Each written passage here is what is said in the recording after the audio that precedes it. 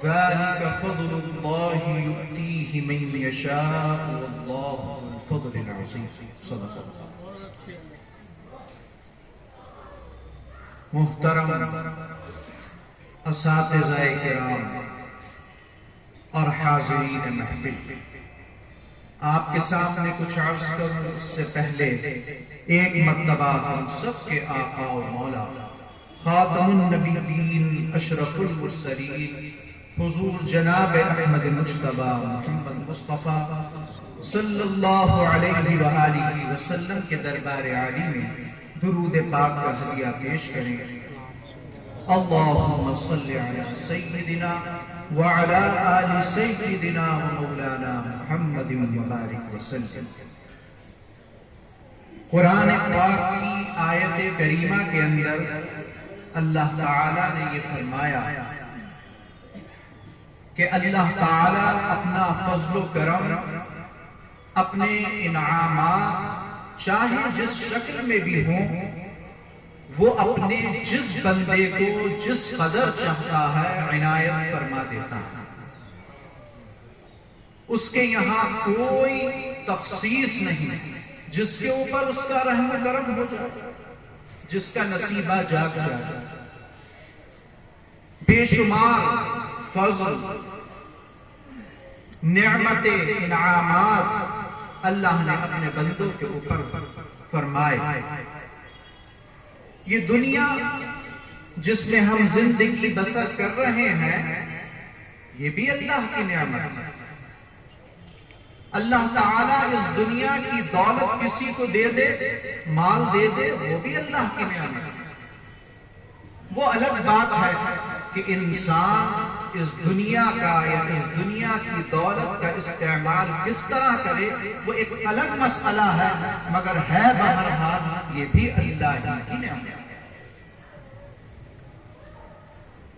اللہ تعالیٰ کسی اپنے بندے کو صرف دنیا ہی دنیا دے دیتا ہے، دنیا کا نام، شہرت، مال و دولت، روب و دبدبہ، بات، مراتب۔ کسی کو چاہتا ہے تو آخرت کی نعمتوں سے سرفراز فرما دیتا ہے۔ ایسے اعلیٰ مراتب ہوتے ہیں آخرت میں بعض بندوں کے کہ گمان نہیں کر سکتے دنیا والے، اور ظاہر کیا؟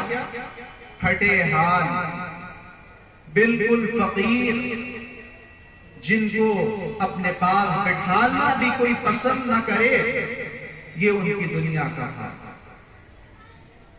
کچھ بندے ایسے ہوتے ہیں کہ اللہ تعالیٰ ان کو دین اور دنیا دونوں کی نعمتیں عطا فرماتا ہے۔ آخرت میں بھی بڑے مراتب، خاص قرب اللہ کا ان کو حاصل، اور دنیا کی نعمت کے اندر عزت، شہرت، مراتب، دولت، خاندانی، حسبی، نسبی، شراکت، یہ سب نعمتیں بھی ان کو عطا فرماتا ہے۔ ذالک فضل اللہ یؤتیہ من یشاء، یہ سب اللہ کا فضل و کرم ہے، جس کو چاہے وہ جو نعمت اپنی عطا فرمائے۔ ہمارے رسول معظم امام الانبیاء جناب احمد مجتبی محمد مصطفیٰ صلی اللہ علیہ وآلہ وسلم کو بھی اللہ تبارک و تعالی نے ہر اعتبار سے کامل و اکمل بنایا۔ جو آپ کے دینی آخرت کے مراتب وہ تو ہیں، کیا کوئی کہے؟ کسی نے حق ادا نہیں کیا، نہ کوئی کر سکے، لیکن اللہ تعالیٰ نے دنیاوی نعمتیں بھی کامل طور پر آپ کو عطا فرمائی۔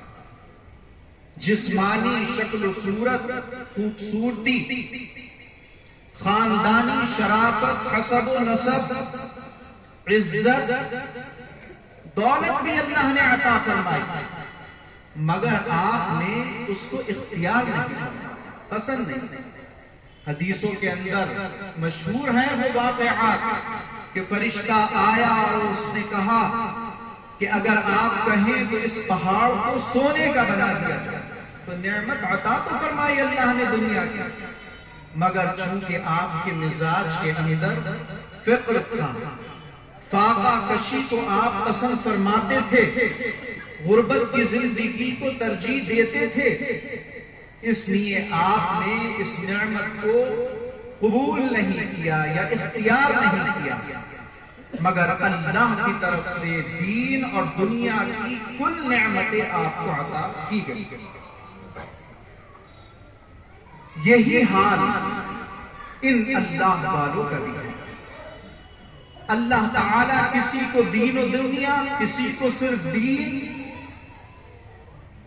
یہ نعمتیں مختلف شکلوں میں عطا کرتا ہے۔ آج ہم جن کے عرس کے اندر بیٹھے ہوئے ہیں، حضرت سیدنا شاہ امام الدین خان صاحب رحمت اللہ علیہ، ان کا بھی یہ حال تھا کہ اللہ تعالیٰ نے دین دنیا دونوں عطا کی۔ دنیا کیا؟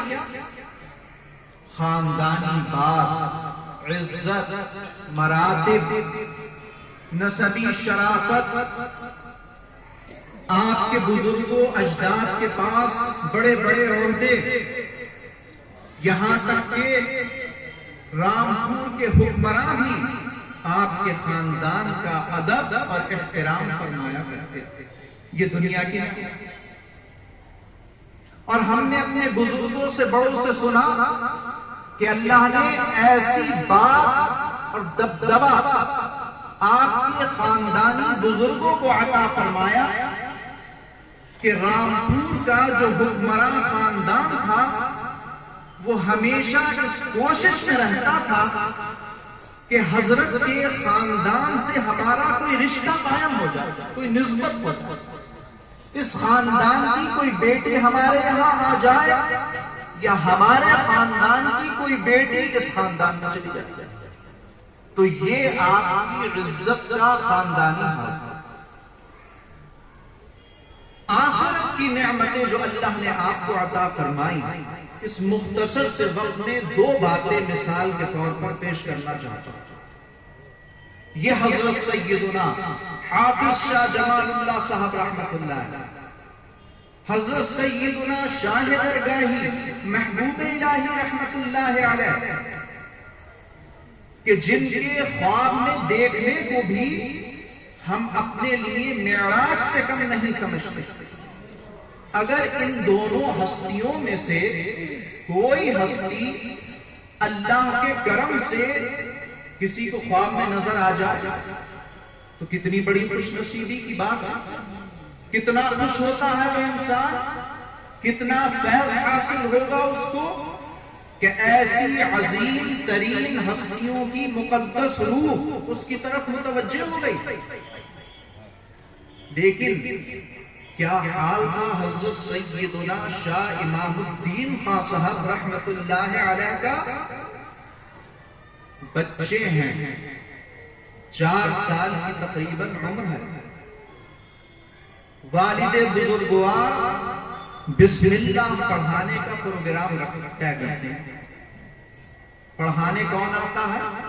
سیدنا حافظ شاہ جمال اللہ صاحب رحمت اللہ علیہ۔ ہم اپنے بچوں کو بسم اللہ پڑھواتے ہیں تو کوشش کرتے ہیں نیک آدمی مل جائے، اچھا صالح عالم دین ہو کہ جس کے ذریعے ہم اپنے بچے کو بسم اللہ پڑھوا دیں تاکہ اس کی برکت اس کے اندر اللہ تعالیٰ عطا فرمائے۔ اور ان کا کیا نصیبہ کہ بسم اللہ پڑھا رہے ہیں تو روہیل کھنڈ کے اولیاء کے سردار حافظ شاہ جمال اللہ صاحب رحمت اللہ علیہ، یہ ان کے بچپن کے روحانی عروج کا اور حالات کے اندر آتا ہے کہ صرف بسم اللہ ہی نہیں پڑھائی بلکہ پڑھانے کے بعد بیٹھے رہے اور بہت دیر تک حضرت شاہ امام الدین صاحب کے سر اور سینے پر اپنا دست مبارک پھیرتے رہے۔ یہ روحانی فیض کا سمندر حضرت حافظ صاحب نے آپ کی طرف منتقل فرمایا۔ اب لے لیجئے حضرت شاہ درگاہی محبوب الہی رحمت اللہ علیہ سے تعلقات. تو کتابوں میں لکھا ہے کہ آپ کے والد اور جو چچا تھے وہ مرید تو حضرت حافظ صاحب کے تھے، مگر والد بزرگوار اور چچا بزرگوار نے جو خلافت اور ارادت پائی تھی وہ حضرت شاہ درگاہی محبوب الہی رحمت اللہ علیہ سے پائی تھی. اور اسی خلافت کا یہ اثر تھا کہ چونکہ حضرت شاہ درگاہی صاحب کے اندر مجذوبی کیفیت کا غلبہ رہتا تھا تو آپ کے والد اور چچا کے اوپر بھی اسی چیز کا اثر ہوا. حالت جذبی آپ کے والد پر بھی اور آپ کے چچا محترم پر بھی اکثر اوقات طاری رہتے تھے. آپ بچے تھے یا نوجوان تھے؟ کیا محبت فرماتے حضرت شاہ درگاہی صاحب؟ جب ملنے آتے تھے آپ کے والد بزرگوار سے، چچا سے، دیکھیے تو اب محبت کیسی بات ہے عجیب. تو شاہ درگاہی صاحب کے پاس جو بھی ہدیے تحفے آتے تھے، جو آپ کے مریدین معتقدین چاہنے والے جو کچھ لے کے آتے تھے، وہ سب اکٹھے کر کے حضرت شاہ امام الدین صاحب رحمت اللہ علیہ کے لیے لے کر آتے. یہ لکھا ہے. کیسی بڑی خوش نصیبی. ایسے عظیم المرتبت کامل ترین بزرگوں کے سلسلے سے اللہ تبارک و تعالی نے وابستہ کیا. جتنا بھی شکر ادا کرے کم ہی کم ہے، ادائی کر سکتے. پروردگار عالم ان حضرات کی توجہات، فیوز و برکات اپنے کرم سے ہمیں بھی عطا فرمائے تاکہ ہم بھی کسی لائق. آمین. وآخر دعوانا الحمدللہ.